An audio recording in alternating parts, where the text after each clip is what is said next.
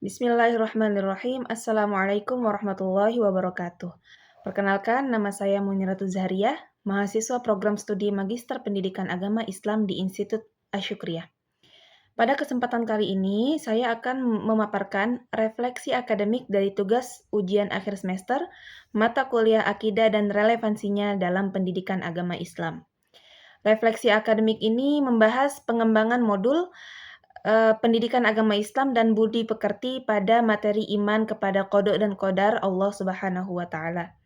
Untuk kelas 6 SD atau kelas 6 Madrasah Ibtidaiyah yang disusun berdasarkan sumber-sumber akidah Ahlus Sunnah wal Jamaah yang mu'tabar serta disesuaikan dengan kebutuhan pembelajaran di era digital.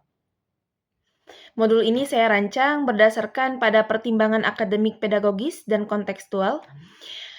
Tema ini dipilih karena iman kepada qada dan qadar merupakan salah satu rukun iman yang menjadi fondasi penting dalam pembentukan akidah peserta didik. Pada usia sekolah dasar, khususnya kelas 6 SD, peserta didik mulai memasuki tahap perkembangan kognitif yang memungkinkan mereka memahami hubungan sebab akibat secara lebih kompleks.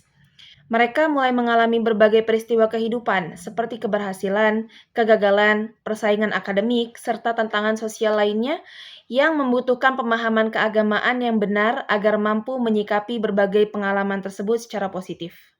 Strategi pembelajaran yang dipilih dalam modul ini adalah Problem Based Learning atau PBL yang dipadukan dengan pendekatan saintifik dan prinsip deep learning.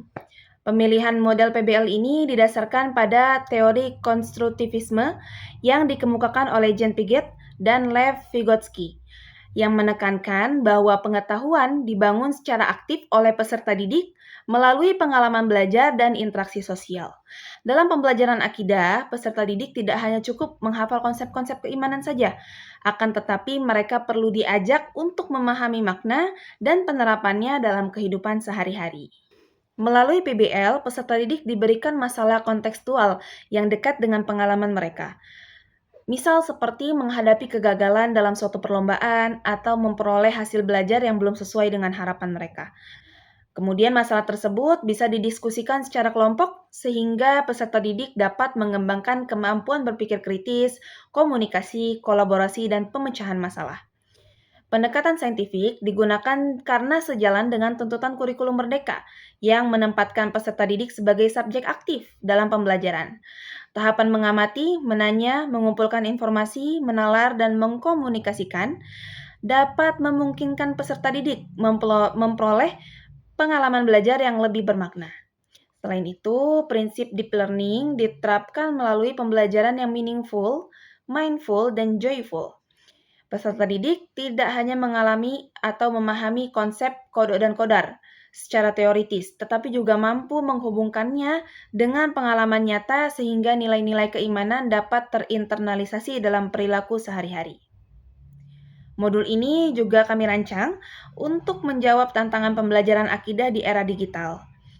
Pada zaman ini, peserta didik hidup di tengah arus informasi yang sangat cepat dan tidak semuanya memiliki dasar keilmuan yang benar. Berbagai konten di media sosial seringkali menyajikan pemahaman agama yang dangkal, bahkan tidak jarang mengandung informasi yang keliru tentang konsep takdir, qada dan qadar. Sebagian konten dapat menimbulkan pemahaman fatalistik bahwa manusia tidak perlu berusaha karena semua sudah ditentukan oleh Allah Subhanahu wa taala, atau sebaliknya. Terdapat pula pandangan yang terlalu menekankan kebebasan manusia hingga mengabaikan ketentuan dari Allah Subhanahu wa taala. Melalui pengembangan modul ini, diharapkan pembelajaran akidah tidak hanya menghasilkan pemahaman yang konseptual, tetapi juga mampu membentuk karakter peserta didik yang beriman, optimis, sabar, bertanggung jawab, serta memiliki keseimbangan antara ikhtiar dan tawakal dalam menjalani kehidupan sehari-hari. Demikian pemaparan dari saya, kurang lebihnya mohon maaf. Wallahul muwaffiq ila aqwamit thoriq. Hadanallahu wa iyyakum ajma'in. Wassalamualaikum warahmatullahi wabarakatuh.